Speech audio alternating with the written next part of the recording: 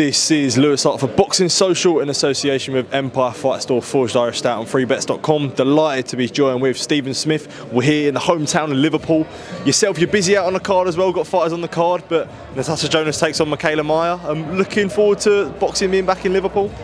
I am, mate. As you say, happy for it to be back in Liverpool. Happy for Tash getting to top of bill at the arena. Big achievement to go with a world title she's won. She's a class act for the city, and she deserves all the accolades she gets.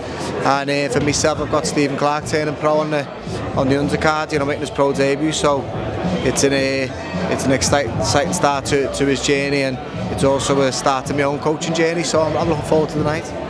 How are you finding sort of the start of your coaching journey now? Because obviously Steve makes his debut, and yourself it's a start for you. So how are you sort of looking forward to that challenge, I suppose? I'm really excited, to be honest with you. I think it's again the start of another journey, and it's one I believe I was meant to do. I think I've took to coaching quite quickly. I think I'll be a good coach. I'm delighted to be working with the fights I'm working with, at such an early stage, and they're all developing themselves, but helping my development as a coach as well. And I think it's going to be a good journey. It's going to be one I'm going to enjoy, and I'm going to really thrive under. And when it comes to your career, I think it's probably been about 3 or 4 years now since you last fought. You retired. How's that been, finding that new passion now for coaching and bringing fighters through and looking after fighters in a sense? Has it been good to sort of switch those channels from yourself to now other people, I suppose? Yeah, it's I needed the break. I didn't sort of get closure on my own career. It was sort of down to COVID, so I did need the rest to mentally switch off and accept that I didn't box no more.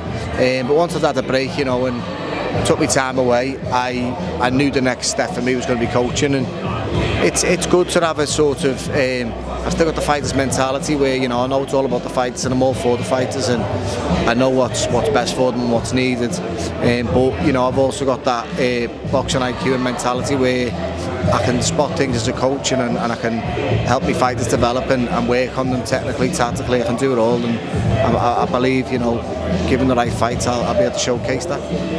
And now to carry on, I suppose, the legacy that yourself has and your family has. What's that like when you see boxing in Liverpool and your brother, yourself and your brothers have carved such a legacy that is sort of incomparable to anyone else? What's that like when you see boxing in Liverpool and so much can be attributed to yourself and your brothers? Yeah, do you know what? It's a pretty unique situation. Myself and my brothers, as a family, what we've done, it'll probably only really be celebrated when we're all finished and it's in the past. But we're just enjoying the ride. You know what I mean? We're just a family of brothers just grew up on a council estate, just went to a boxing gym and see how it goes type of thing. We never envisioned this, and it's been a special journey which I've been absolutely proud and privileged to be a part of. So I'll celebrate like everyone else when it's all done. No one more so than my parents, but I think getting boxing back on the map in Liverpool and helping be a small part of the rise of Liverpool boxing, is something that we're all proud of, because we're all proper scouts and we're all proud to be from here. And I spoke to Paul yesterday, and I spoke about the success, not just yourself and your family being successful, but it was also Tony Bellew and guys that have also come before you and will come after you. And sort of Paul spoke about almost being overlooked when it's from Liverpool, because it's the sort of, if you're from Liverpool, it's what's expected. Do you sort of see that where it's like it's expected when you're from Liverpool to be such a great fighter? If you're from other cities, and I don't want to name a city as an example because I don't want to act like I'm disrespecting anyone, but you may be sort of a unique or a one-off or whatever. In Liverpool, every lad goes to a boxing gym, and nowadays every girl goes to boxing gyms as well, with Tasha being such a role model for people, and the likes of the top ladies all over the country, and it's becoming a big thing now, women's boxing. And for us as scouts, it's just a normal thing to do. You go to the boxing gym and you're sort of expected to have a boxing past or partly a boxing career. So it's nearly as normal as football in this city. So it's not sort of eye-opening if you see a good boxer, if you know what I mean. It's not as abnormal. Whereas maybe some other cities in the country, a top boxer will be celebrated a lot more because it's quite unique. You know what I mean? So that's something that you have to overcome, but it's not new to us. We're just used to it. It's good that we are a fighting city and we like being known as that. Well, I suppose it's been about a couple days now since the dust has settled of Callum's fight against Artur Beterbiev. When you look back on it now, now the dust has settled and sort of you've had time to settle, how do you sort of reflect on that fight? Listen, I'm proud of my brother. He's been there, done it, world champion, Ring Magazine belt holder, first from Liverpool to ever do that. Phenomenal career, and you know he dared to be great. He tried to be a two-weight world champion. He fell short to an absolute top fighter. You know what I mean? Beterbiev's knocked 20 out of 20 out. You know he's a big puncher. You could hear the noise of his shots and stuff, and it didn't feel like he was loading up, and maybe slightly different to what we expected. But you know, a good fighter. He lost at the top level. It happens. You know what I mean? It's just something that you know you learn to deal with, learn to accept it on the big stage, on the world stage. But I'm so proud of my brother, the shape he got himself in, and you know, going in and putting it on the line and going out on his shield. You know what I mean? He's not like gone there and sort of tried to survive, to say, you know, I took him the distance, and you've seen the shots and the venom he was putting in his own shots and trying to capitalise on any opportunity he got from Beterbiev. Beterbiev wasn't loading up and was really good, definitely done his own work, and I was really impressed with him. I think that was as good as he's been, but you know, it's still back to my brother. I think you know, he put it all on the line, he went out on his shield, and I'd rather see that than just going in and trying to survive and sort of say, oh, I took him the distance or whatever else. When it comes to, I suppose, taking accountability for the performance, you said you're proud of him, but do you feel like maybe inactivity and things like that could have played a factor in that? Yeah, 100%. Listen, it's not ideal to go into the ring after 17 months out, but you know, it's one of the things. He's been inactive in his career, and that's down to other things. He's pulled out to one fight with an injury himself, but the rest, he's always in the gym. He lives in the gym.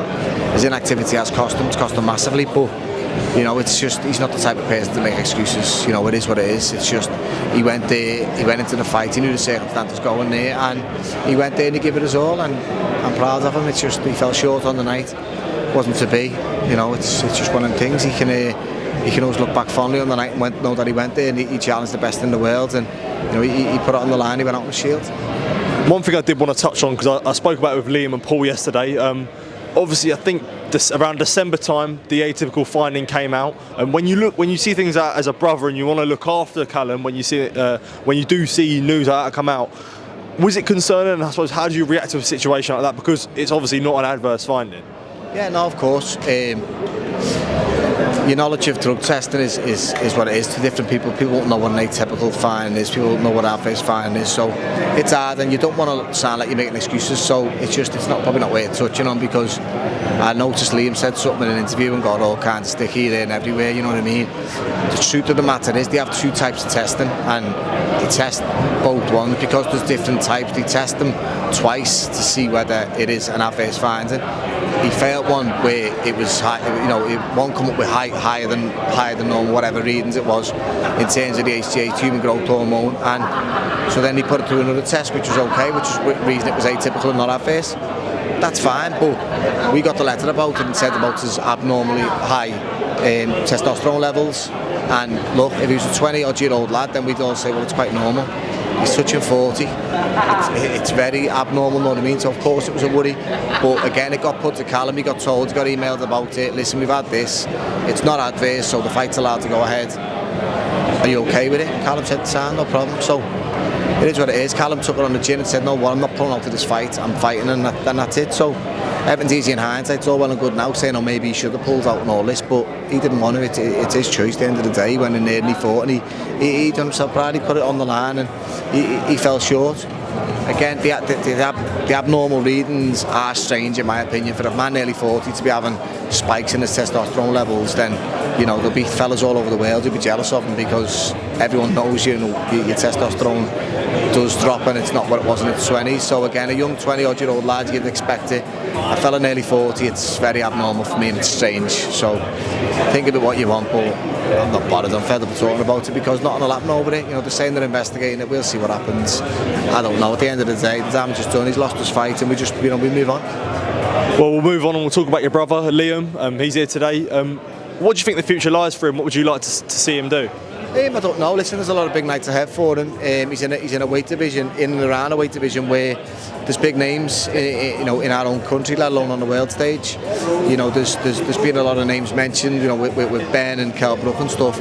But there's still a 1-1 with Eubank. You know, he walked through Eubank, and then he everyone's seen the performance last time out against Eubank, second time round. We knew Liam shouldn't have been in the ring that night, but it's just one of them. You know, it's 1-1. Can he get the trilogy? I don't know, but he's definitely got big nights ahead of him. It's just what options lie ahead, and you know, what opportunities arise. Absolutely, Stephen. Really, really appreciate catching up with you. Good to speak to you, and yeah, all the best for Saturday night, mate. Top man. Thank you. Cheers.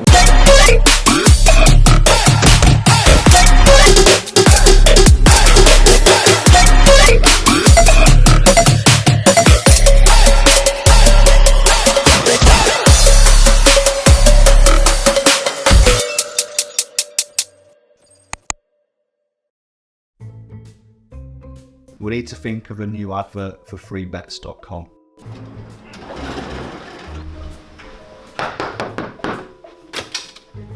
Get your best betting offers from freebets.com. Yeah, that'll do. The following deals are now live.